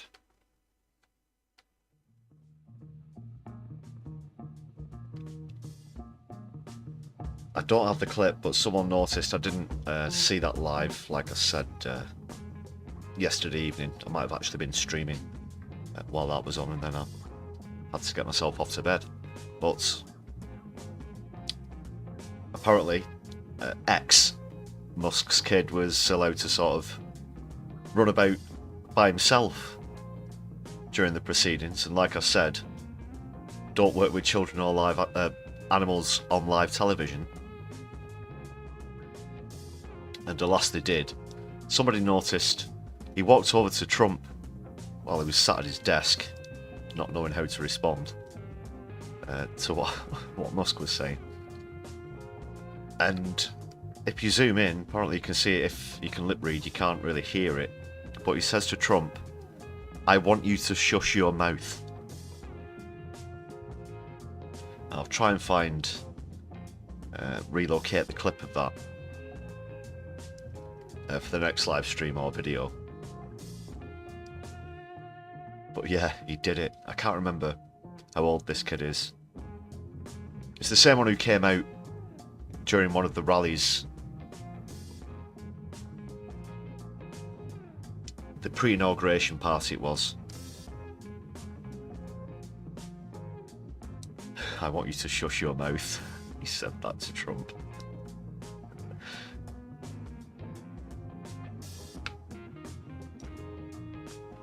Yeah, quite a few of us do actually.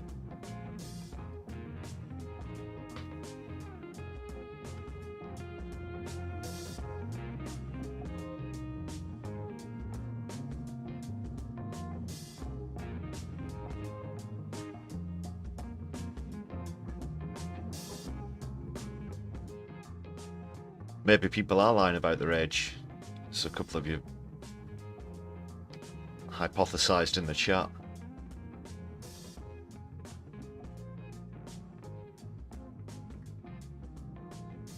Alright, I want to move on there to something else now, just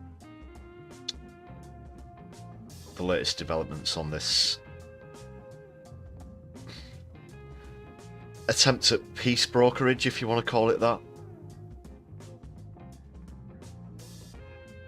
Israel and Gaza yesterday, today it's Russia and the Ukraine.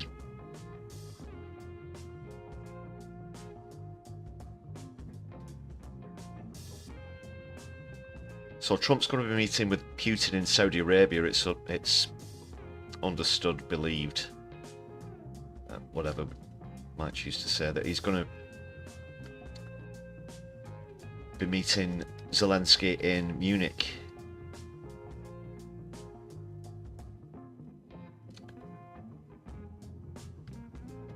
You can make your own jokes where that's concerned. I'm not going there.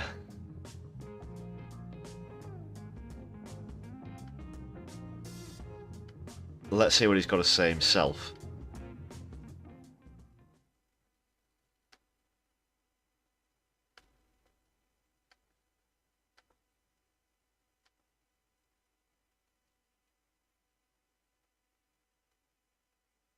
We were treated very nicely by Russia, actually. I hope that's the beginning of a relationship where we can end that war and millions of people can stop being killed. I will probably be meeting with President Zelensky next week, and I will probably be talking to President Putin. I'd like to see that war end. Putin would not have started that war if I were president. Hopefully China can help us stop the war with, in particular, Russia, Ukraine. They have a great deal of power over that situation.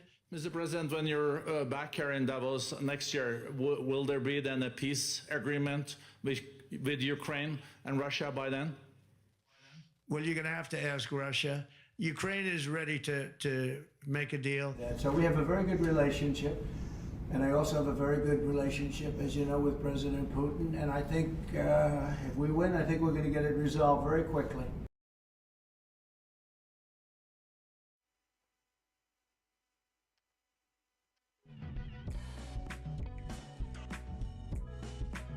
Not sure what "if we win" is supposed to mean, that comment at the end there. Like I mentioned earlier in the stream, all I can see here is Zelensky's going to get thrown under a bus. America are essentially saying that for the national borders to be returned to what they were, to pre-2014 levels, is going to be impossible. There's talk that there's going to be some sort of exchange of territory between Ukraine and Russia, although exactly where and which territories that we're talking about haven't been revealed yet.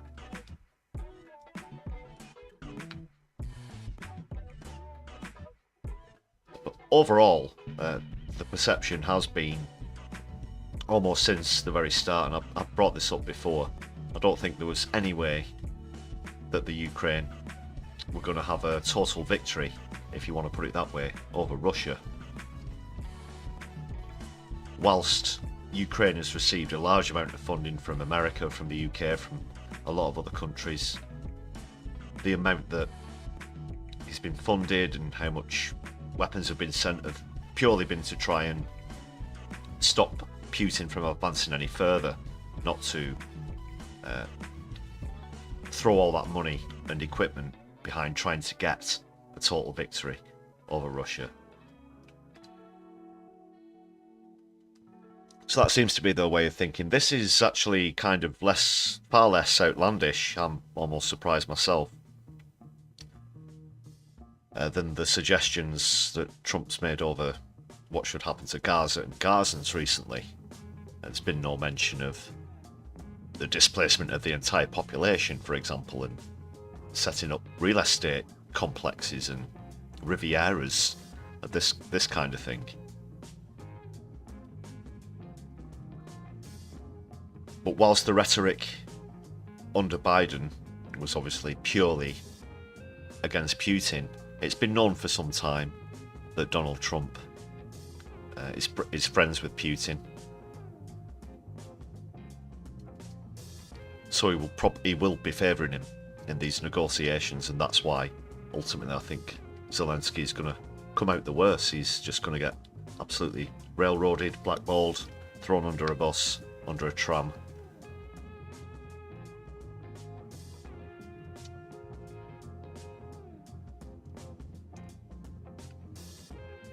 And it's those bullying tactics again that Trump said he was dead against yesterday when he accused Hamas of being bullies in the most narcissistic way. Literally at the same time when he's trying to force out a population of 2 million people into surrounding countries.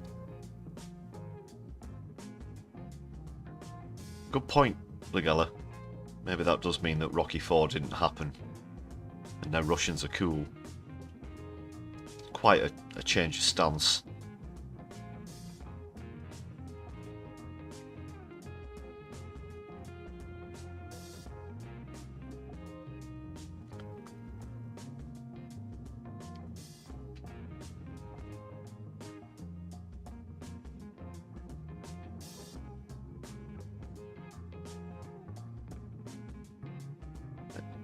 Obviously, there's still a few debates over who the eldest person in the world is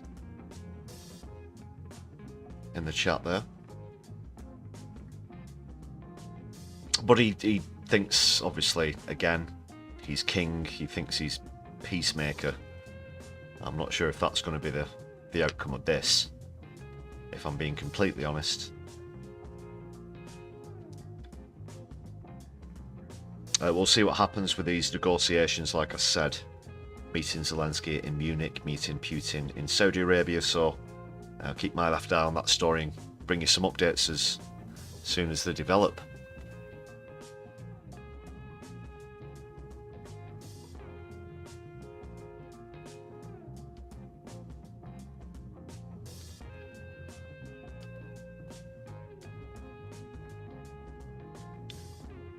I did have a couple of other stories that I wanted to get into tonight, but the hour is growing late.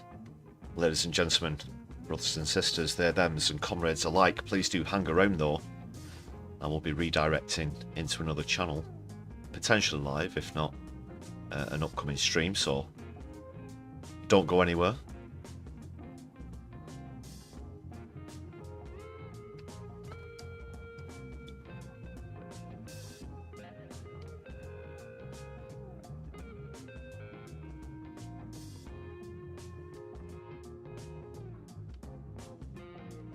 So of course I just need to say another massive thank you to all of the members on the channel. Thank you for the super chats and gifted memberships this evening. I'll be checking up on those as soon as we're finished on the stream. Let's see who's live. Is anyone live?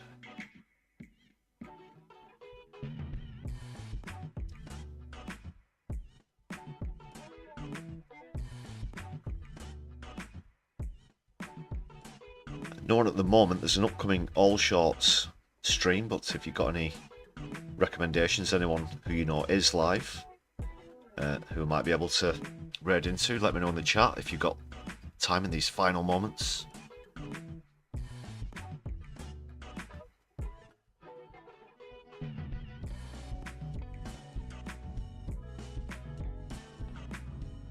Oh, has Thunderfoot put out...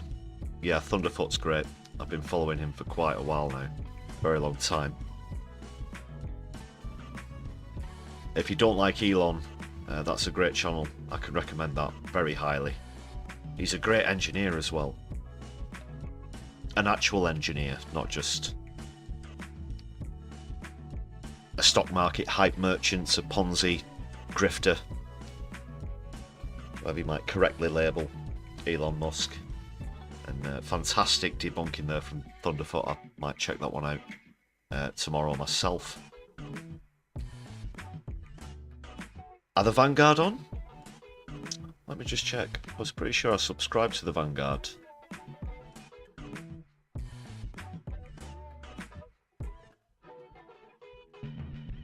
They didn't come up when I...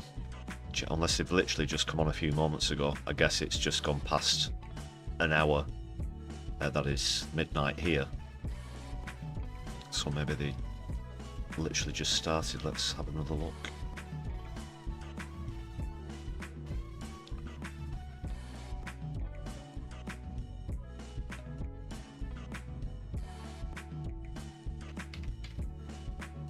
Just do a quick search.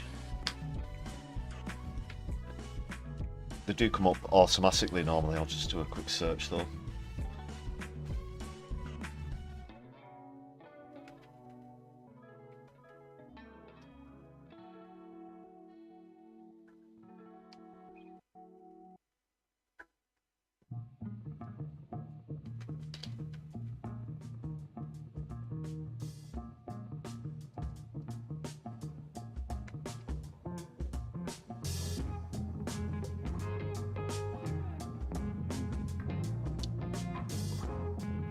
No, nothing coming up for Vanguard.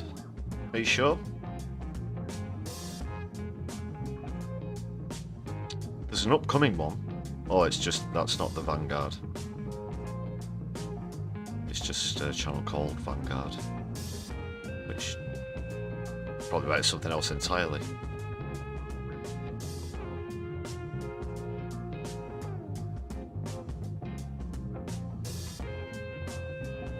Ah, they've finished. I'll see in the chat now. Okay, so I'll still redirect into All Shorts. That's an upcoming one, just so you know, but you can make a note of that. Okay, that's all good.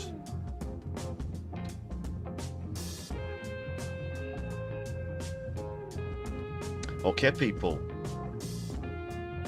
That brings the stream to a close. Thanks for joining me this evening. I've been your host, Lefty. This has been the Brews at 10 on my left eye. Hopefully we'll have another catch up very soon, but until that time, take care of yourself, everybody. And my left eye, I'll be seeing you soon. Free Palestine.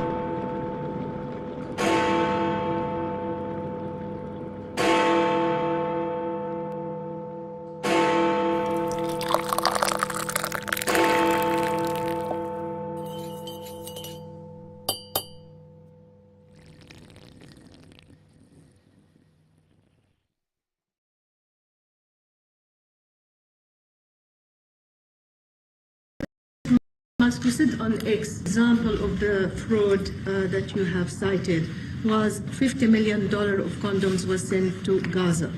But after fact-check this, apparently Gaza in Mozambique, and the program was to protect them against HIV. You know, we will make mistakes, but we'll act quickly to correct any mistakes.